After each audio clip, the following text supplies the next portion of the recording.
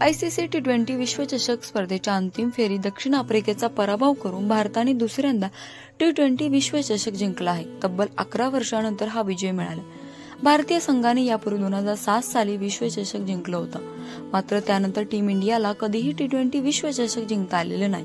2014 मध्ये भारताने अंतिम फेरी गाठली होती, पण तिथे त्यांना पराभव पत्करावा लागला होता.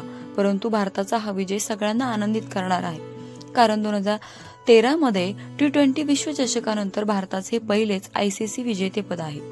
टी20 विश्वचषक जिंकल्यानंतर सगळीकडे तरुणांचा जल्लोष पाहायला मिळत आहे. त्याचप्रमाणे पुण्यातील एफसी रोड आणि डेक्कन परिसरातील क्रिकेटप्रेमी तरुणाई मोठ्या प्रमाणात जल्लोष करत आपल्याला पाहायला मिळते.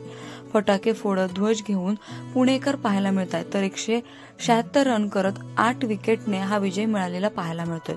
तर संपूर्ण भारताचं लक्ष या मॅचकडे लागून राहिलं होतं. परंतु मॅच जिंकल्यानंतर सगळीकडेच तरुणाईंचा जल्लोष पाहायला मिळत आहे. प्राची केदारी, लोकल 18, पुणे.